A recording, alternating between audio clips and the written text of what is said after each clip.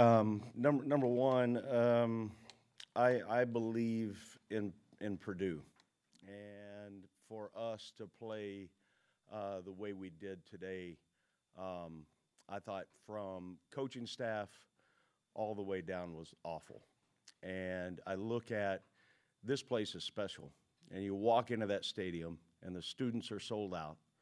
You walk in, and the energy that Ross Age creates. And for us to play the way that we did, very disappointed in my coaching staff and our team. And I can't be any more honest than that. It also, I look in the mirror and how do we fix it? Okay, so nobody said it was going to be an easy process.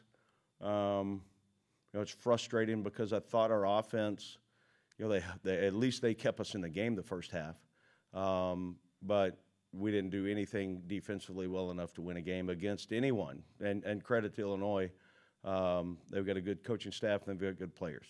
But for us to get where we want to go, we got a long ways to go. We understand that.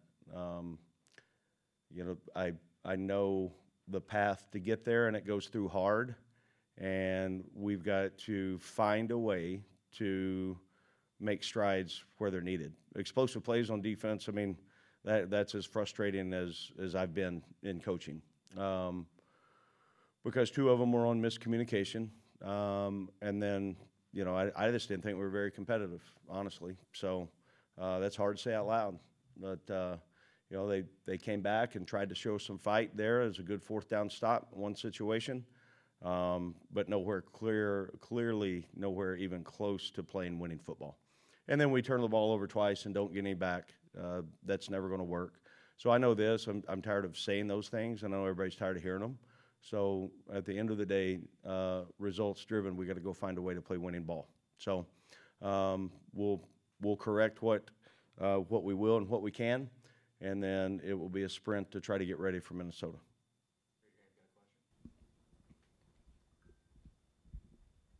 Barry, you mentioned the two fumbles that ultimately led to 10 points. I think you had an offsides on a 4th and 3 that ended up being a touchdown, Yep. and you lose by a couple scores. I know there's a lot of things to correct, but do you feel like you're 1, 2, 3 mistakes away maybe from at least getting in the win column? I do, but, man, we got to, it comes a point that we can't talk about it. We have to do it, And you sit there and you come out of a timeout and talk about, okay, it's going to be a hard count. And then you roll out there and you jump off sides. I mean, what are we doing? We captured some momentum there, and then they punt the ball and we fumble it at the 7-yard line. I mean, that's Purdue kicking Purdue's tail, and we're not good enough to win when we play that way, bottom line. Barry, well, what are the 1 or 2 biggest issues on defense you think right now?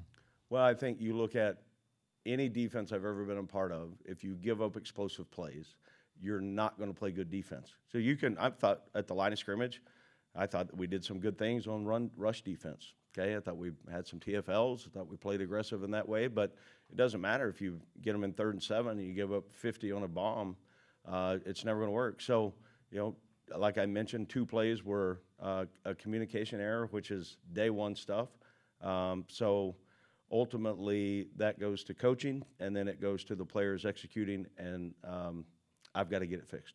One other thing that seemed out of ordinary was the discipline. 8 penalties for 64 yards. I think you came into the game averaging just 4 penalties. Just what do you think was at the root of some of those infractions and the number of them? Yeah, looking at, I want to evaluate every single one and how they were called, why they were called, but obviously the offsides, I remember, that's discipline. So there's no, we talk about a plan to win, and it's turnover margin, a number of things, but one of those areas are turnover margin. We lost that. Penalties at crucial times. We're not good enough to overcome penalties. We're just not. And so most teams in college football aren't, so we got to fix it. And, that is, I don't know. I'm frustrated with that part because it hasn't shown up, and then it did today for the reasons, we've got to find answers. Barry, obviously a lot of talk coming into the season about just the experience in this secondary, and are you just not seeing that come through on the field?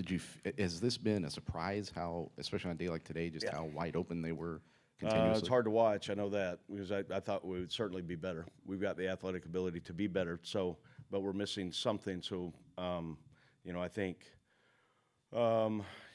it's not just one guy, and then you look at that. Well, then it's multiple guys. So we've got to either they don't understand it. We haven't done a good enough job coaching it, or for whatever reason we haven't executed it. So, again. Those plays, when you give those things up, they just, they're so crucial from any energy, any emotion, any things that you had going your way on your sideline. As soon as an explosive play happens, it's hard to overcome those things. And then you combine it with multiple times, we look like a very poorly coached football team.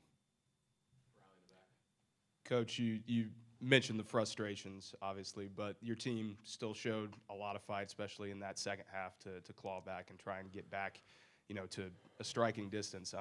What's your message to the guys in the locker room to kind of pick them back up with an important stretch of games coming up? Well, I respect your question. I really do. And don't take this the wrong way, but I mean, you're in a competitive arena or environment, you're supposed to play hard. Like that's a given. So really messaging, we corrected some things, I thought at halftime, but then post-game, I'm tired of talking about it. Talk is cheap. What are your actions? And that's pretty clear cut. What's it going to be?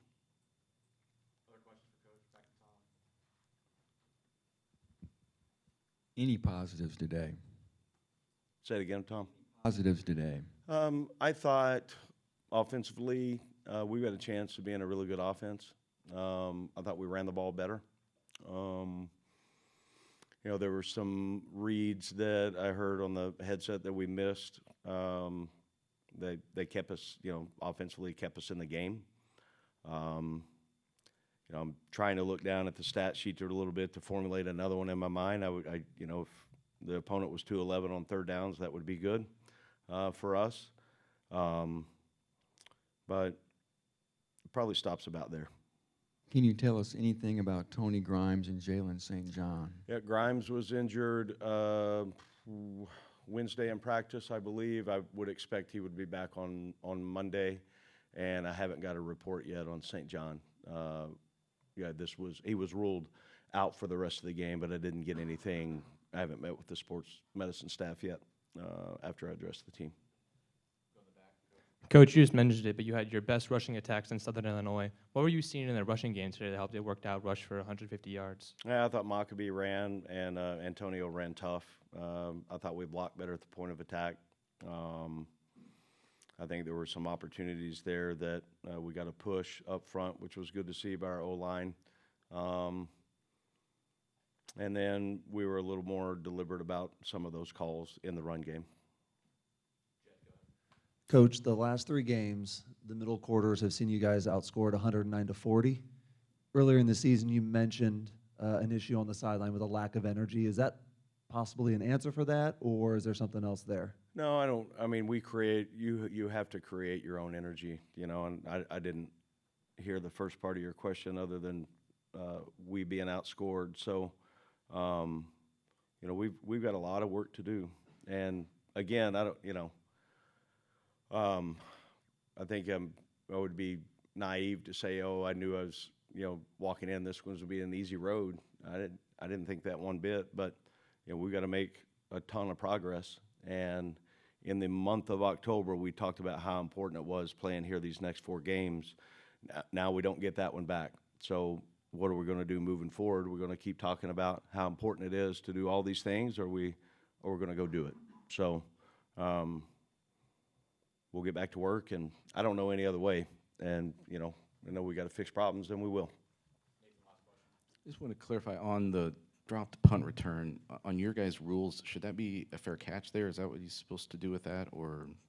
What do you mean on our rules? Just the way you guys have your setups for what they're supposed to do, depending on where they are on the field. We had a return call, So, I mean, it's a judgment call by the returner if he felt good about spacing to be able to catch it.